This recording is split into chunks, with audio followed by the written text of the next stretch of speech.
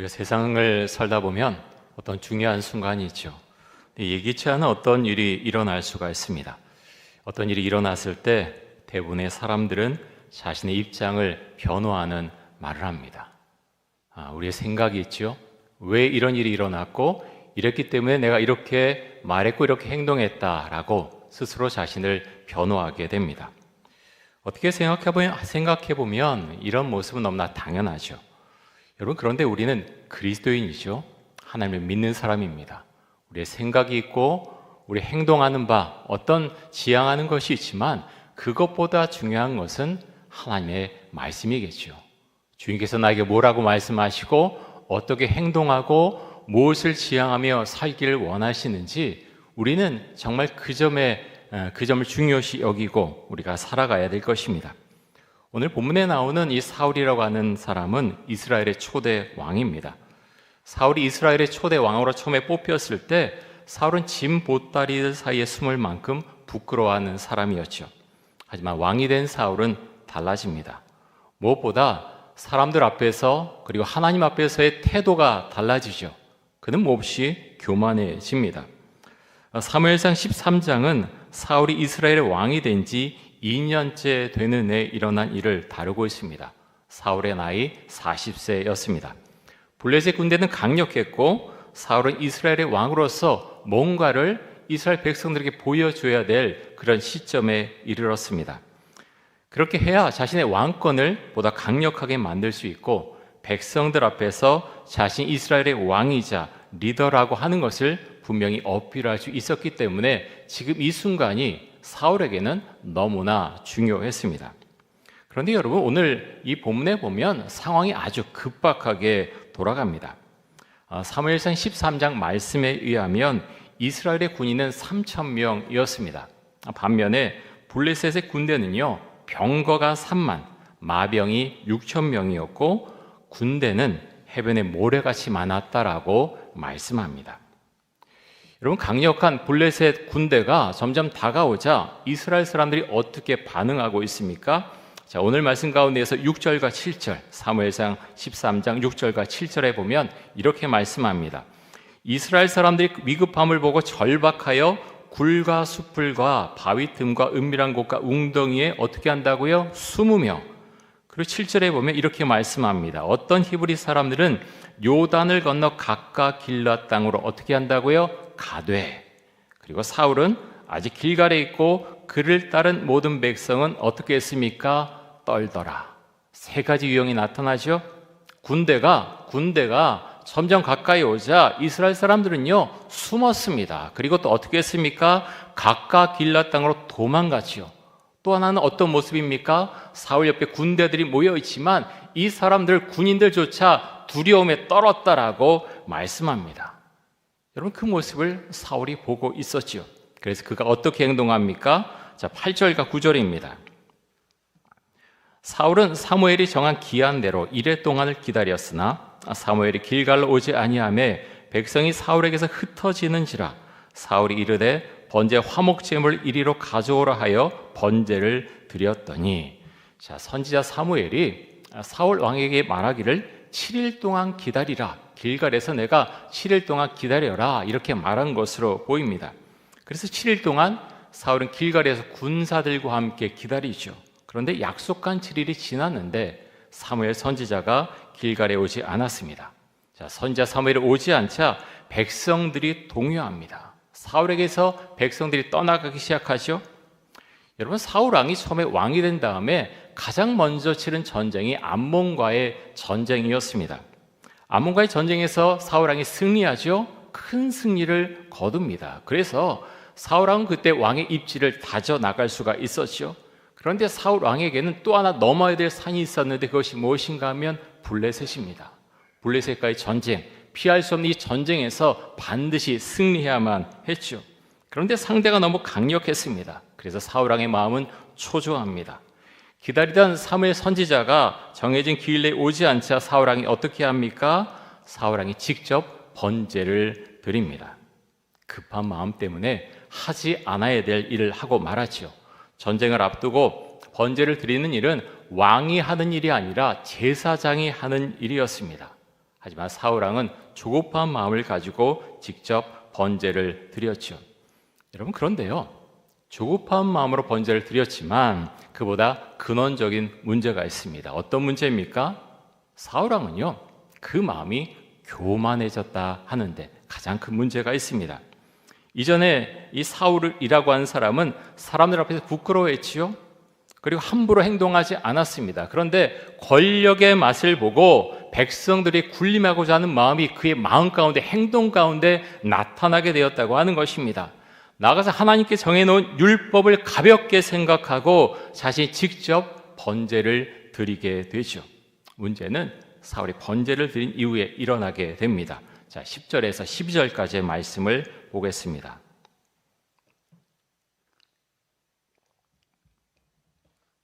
번제 드리기를 마치자 사무엘이 온지라 사울이 나가 맞으며 문안하매 사무엘이 이르되 왕이 행하신 것이 무엇이냐 하니 사울이 이르되 백성은 내게서 흩어지고 당신은 정한 날 안에 오지 아니하고 블레셋 사람은 믹마스에 모였음을 내가 보았으므로 이에 내가 이르기를 블레셋 사람들이 나를 치러 길갈로 내려오겠거늘 내가 여호와께 은혜를 간구하지 못하였다 하고 부득이하여 번제를 드렸나이다 하니라.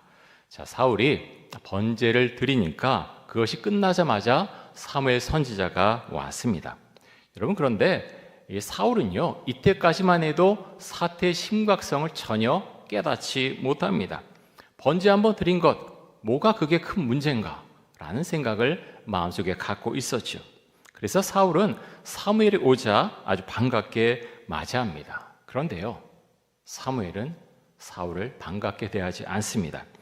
이렇게 묻죠. 왕이 무슨 일을 했습니까? 왕이요, 무슨 일을 했습니까? 라고 사무엘 선지자가 사울에게 묻습니다. 사울이 이렇게 대답합니다.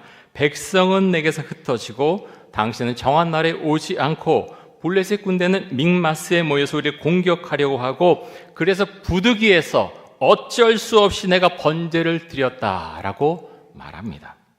여러분, 어떻습니까? 사울의 말이 옳은가요? 하나도 사실은 틀린 말이 없습니다. 어느 정도 이해가 되죠? 상황이 너무나 급격하게 돌아가고 있죠? 지금 누가 먼저 약속을 어겼습니까? 누가 어겼지요? 사무엘 선지자가 어겼습니다.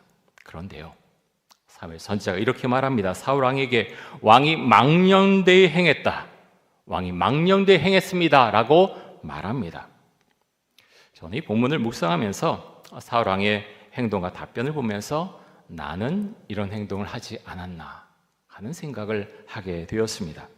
내가 목회하면서 급한 마음을 가지고 하나님의 음성을 특별히 충분히 듣지 못한 가운데서 행한 일 혹시나 있지 않은가 섬찟하는 마음을 가지고 이 말씀을 들여다보았습니다. 여러분, 어떠십니까? 자녀들이 대학 입시를 준비할 때, 회사에 입사할 때, 회사에서 승진을 앞두고 열심히 일해 나갈 때, 사업이 위태로울 때, 또 학위를 받기 위해서 정말 촌음을 다퉈서 열심히 공부할 때 수많은 여러 가지 급한 마음이 드는 그런 순간들이 있죠. 여러분, 급한 마음이 들 때 여러분은 어떻게 행동을 하셨습니까? 또 지금 어떻게 행동하고 계십니까? 사실 사울의 문제는요, 조급함이 아닙니다. 사울의 문제가 무엇인가 하면 하나님과의 깊은 교제에 그 교제가 없다는 것이 문제고요, 하나님을 깊이 신뢰하지 못한다는데 문제의 심각성이 있습니다. 지금으로 말하면요, 사울 같은 그런 사람은 사실 신앙은 아주 출중하지 않지만 그런대로 교회에 오는 사람, 그 정도 사울을 생각해 볼 수 있을 것 같습니다. 오늘 일어난 이 사건으로 인해서 사울은 사무엘 선지자를 통해 하나님께서 왕을 버리고 새로 왕을 구하실 것이다 라는 말을 듣게 되죠. 여러분, 뒷장에 한번 읽어보십시오. 읽어보신 분들은 알겠지만 사울은 하나님을 완전히 떠난 것으로도 사실은 보이지 않습니다. 필요할 때마다 제사장들을 통해서 사울은 하나님께서 뭐라고 말씀하시니 물어보라라고 계속해서 말합니다. 하나님의 음성을 궁금해하죠. 여러분, 사울은 하나님을 믿는 사람입니까? 믿지 않는 사람입니까? 성경은요, 하나님 편에 완전히 서지 않은 사람을 가리켜서 하나님을 믿는다라고 결코 말하지 않습니다. 하나님과 세상의 권력과 명예 사이에서 갈팡질팡하던 사울이 나중에 어떤 선택을 합니까? 사울이야 급할 때마다 하나님께서 뭐라고 말씀하시니 궁금해합니다. 제사장을 통해서 묻기를 원했고 그렇게 하죠. 그런데요, 하나님의 음성을 듣지 못할 때가 많이 있었습니다. 마지막에 사울이 어떻게 행동합니까? 결국에는요, 엔돌에 있는 신접한 여인을 찾아가죠. 무당을 찾아갔다는 것입니다. 여러분, 우리는 너무나 쉽게 사울왕의 행동을 비판하지만 지금 교회 다니는 사람들 중에는 사울왕과 비슷한 행동 유형을 보이는 사람들이 생각보다 많습니다. 여러분, 제가 질문 하나 드리겠습니다. 여러분은 급할 때만 하나님을 찾습니까? 아니면 평소에도 하나님을 찾는 분들이십니까?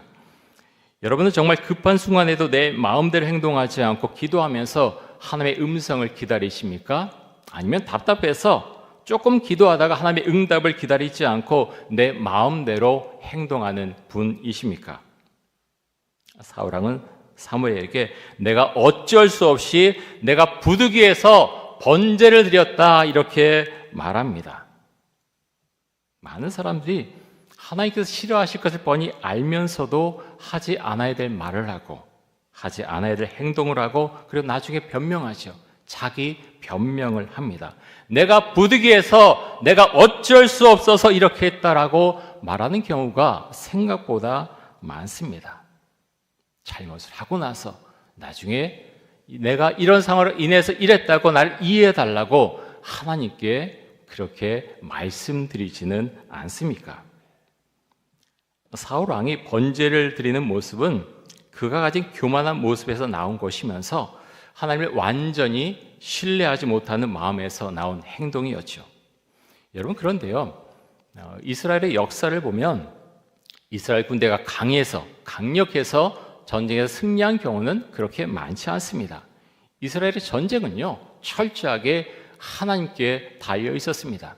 하나님이 함께 하시면 전쟁에서 승리했지만 함께하지 않으면 이스라엘이 스스로 우리는 이제 강력하다 생각했을지라도 이스라엘은요, 전쟁에서 패배했습니다. 사무엘 13장에 나오는 이스라엘 군대의 수가 얼마나 됩니까? 이스라엘 군대는요, 고작 3,000명밖에 되지 않습니다. 반면에 블레셋 군대는 병거가 3만이고 마병 6,000명이고 군대는 셀 수 없이 많았죠. 여러분, 두 나라의 군대가 전쟁을 치르면 누가 승리하겠습니까? 지금 사울은 크게 잘못 생각하고 있죠. 급한 마음을 가지고 내가 직접 번제를 드리면 승리가 이스라엘에게 온다. 그는 그렇게 생각했는지 모릅니다. 하지만 그렇지 않죠. 사울의 모습은 마치 하나님을 잘 알지도 못하고 하나님과 깊이 교제해 본 적도 없는 어떤 사람이 급한 일 앞두고 내가 교회 가서 한번 예배 드리면 급한 일 해결되지 않을까 하고 교회 들렸다가는 그 사람의 모습과 아주 비슷합니다. 사울은 전혀 영적이지 못하죠. 영적인 사람은 눈앞에 보이는 것만 보지는 않습니다. 자, 11절 말씀 다시 한번 보겠습니다.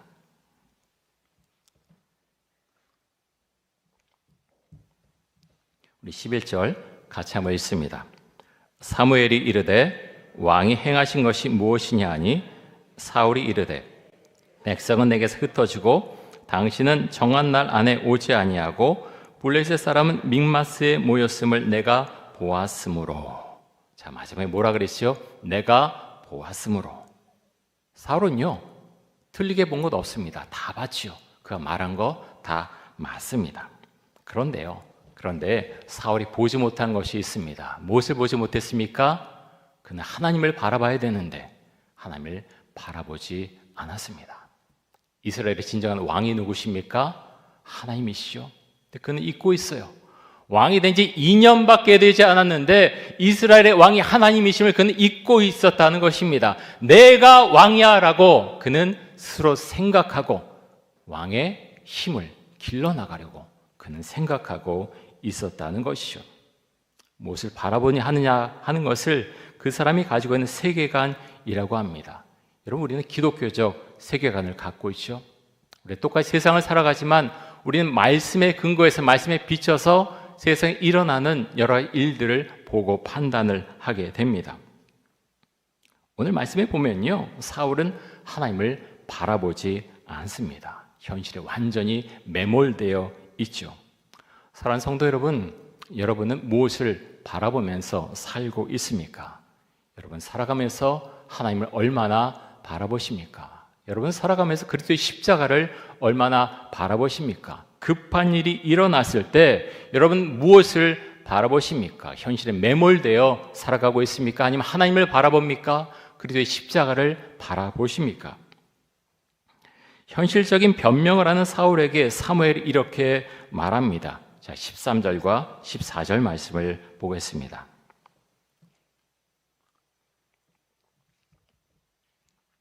사무엘이 사울에게 이르되 왕이 망령되이 행하였도다. 왕이 하나님 여호와께서 왕에게 내리신 명령을 지키지 아니하였도다. 그리하였더라면 여호와께서 이스라엘 위에 왕의 나라를 영원히 세우셨을 것이거늘 지금은 왕의 나라가 길지 못할 것이라. 여호와께서 왕에게 명령하신 바를 왕이 지키지 아니하였으므로 여호와께서 그의 마음에 맞는 사람을 구하여 여호와께서 그를 그의 백성의 지도자로 삼으셨느니라 하고 왕이 망령되이 행하였도다. 사무엘은요 돌려서 말하지 않습니다. 당시 번제를 행한 것 그것은 큰 죄다, 크나큰 죄악이다라고 분명히 말합니다. 또 이런 행동을 한 왕을 하나님이 버렸다라고 말씀을 하십니다. 여러분 올해 우리 교회는 전도의 목표를 두고 함께 달려가려고 합니다. 그래서 열심히 기도하고 있죠. 어떤 분들은 전도에 대한 이야기를 하면은 참 너무 부담이 됩니다. 그만 좀 하면 좋겠어요. 알았으니까 그만 좀 하세요라고 이제 생각을 하실 수도 있죠. 많은 사람들이 전도하지 않는 가장 큰 이유가 무엇입니까? 가장 큰 이유가 무엇인가 하면요, 두려움 때문입니다. 내가 복음을 전했을 때 저 사람이 어떻게 반응할까? 그 두려움 때문에 입을 아예 열지 않는 사람이 너무나 많습니다. 그런데 이런 모습은 결코 성경적인 모습은 아니겠죠. 예수님이 하나님의 아들이시고 구원자라고 예수님의 제자들은 알았지만 사실 현실이 두려웠습니다. 그래서 결코 입을 열지 못하죠. 언제 예수님의 제자들이 입을 열어서 예수님이 하나님의 아들이시고 구원자라고 전합니까? 간절히 기도하다가 성령을 받은 이후에 복음을 전하죠. 복음을 전한 이후에 예수님의 제자들은 감옥에 갇히고 또 매를 맞습니다. 여러분 감옥에 갇히고 매를 맞은 그 예수님의 제자들 어떻게 반응합니까? 자, 사도행전 5장 40절에서 42절까지의 말씀입니다.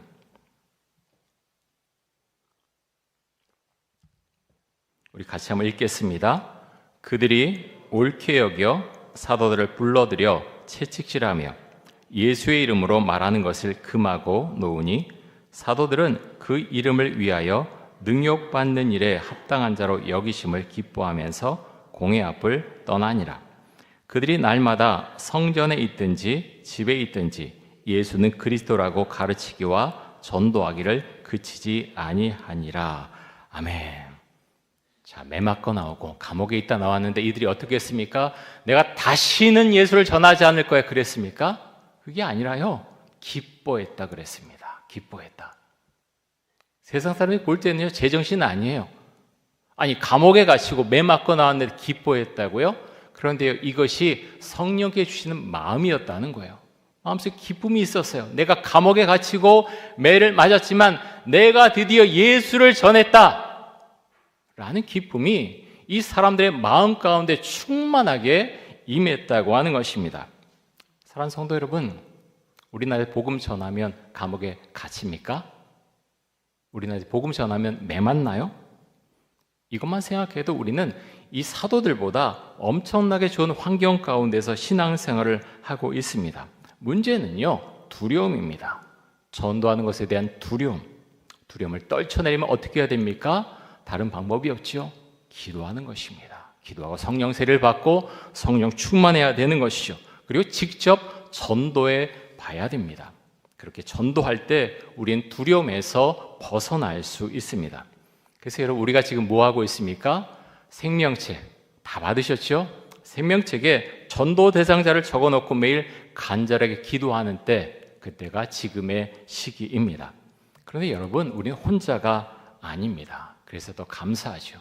공동체가 함께 나아갈 때 우리는 더 힘을 낼 수가 있습니다.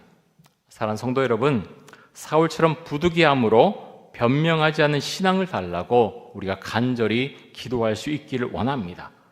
땅끝까지 이르러 복음을 전하고 제자로 삼으라고 말씀하셨습니다. 보면 말씀하셨는데 근데요 하나님, 제 상황이 이래요. 혹시 그렇게 말씀드리지는 않으십니까? 우린 언제나 사울처럼 말할 수 있죠. 하나님, 제 상황이 이래요. 우리 가족은 이렇고요. 제 직업은 이렇고요. 주님 이래요. 라고 우린 얼마든지 말씀드릴 수가 있죠. 그런데요, 하나님께서 보실 때는 다를 수 있다는 거예요. 사랑하는 성도 여러분, 우리가 두려움을 떨쳐낼 수 있기를 원하고요. 우리 힘으로 전도하는 것이 결코 아닙니다. 성령께서 나의 입을 열어주시고 성령께서 내 행동을 이끌어주시면 우리는 전도할 수 있습니다. 사랑하는 우리 가족들, 내 친구, 정말 전도하고자 하는 누구에게가 가서 복음을 전할 수 있다고 하는 것입니다. 사랑하는 성도 여러분, 전도 대상자를 위해서 매일 기도하시고요. 간절히 기도하시고 주님, 저에게 성령 세례를 내려 주옵소서, 성령을 베풀어 주옵소서. 우리가 기도하고 함께 나아갈 때 하나님 우리와 함께 하실 것입니다. 앞으로 전도 문화에 대해서 제가 좀 설명을 드리고 말씀드릴 텐데, 여러분, 교회 안에 전도 문화가 있는 것이 얼마나 중요한지 모릅니다. 한 번의 새생명 축제, 한 번의 이벤트, 그것을 위해서 우리가 달려가는 것이 결코 아닙니다. 사랑하는 성도 여러분, 전도를 통해서 우리가 많은 것들을 얻을 수 있습니다. 하나님께 우리 가운데 충만한 은혜를 내려주실 줄 믿습니다. 우리가 연말에 가서는 주님, 전도의 열매를 주셔서 감사합니다. 우리가 주 앞에 그렇게 다 고백하며 주님을 찬양하고 주의 이름을 높여드릴 수 있기를 간절히 원하고 축복합니다. 우리 함께 기도하겠습니다. 이 시간 기도할 때 사울처럼 부득이함으로 변명하지 않게 하여 주소서.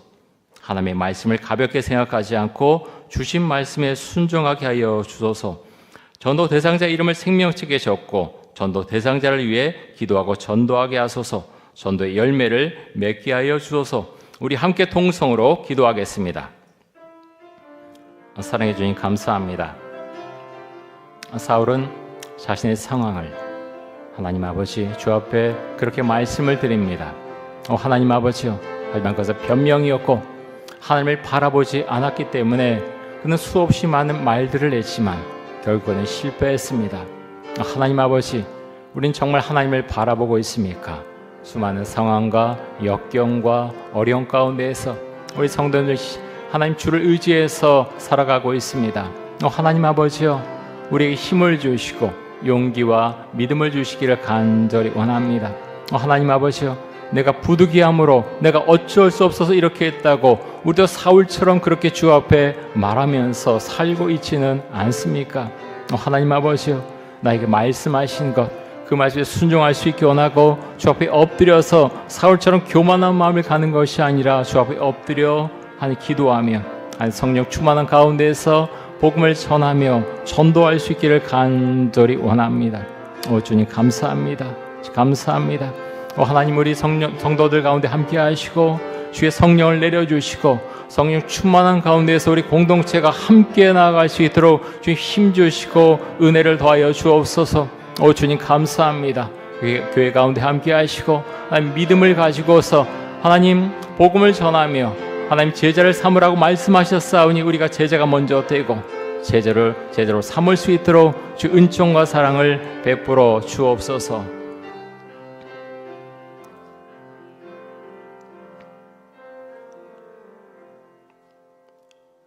주님 감사합니다. 우리가 주님을 믿음으로 더욱더 감사하고 기뻐하고 주를 신뢰하며 살아갈 수 있기를 간절히 원합니다. 우리의 삶 가운데 수없이 아프고 또 힘든 일들이 일어납니다. 하나님 아버지, 그럴 때마다 우리가 낭망하고 좌절하는 것이 아니라 주님을 더 신뢰하며 주를 의지해서 주의 손을 붙잡고 일어날 수 있기를 간절히 원합니다. 성령 충만하게 해주시고 간절히 기도하게 해주시고 전도 대상자를 위해서 기도하며 전도할 때 하나님 아버지여 전도의 열매가 맺힐 수 있도록 하여 주옵소서. 감사드리며 예수 그리스도의 이름으로 기도드립니다. 아멘.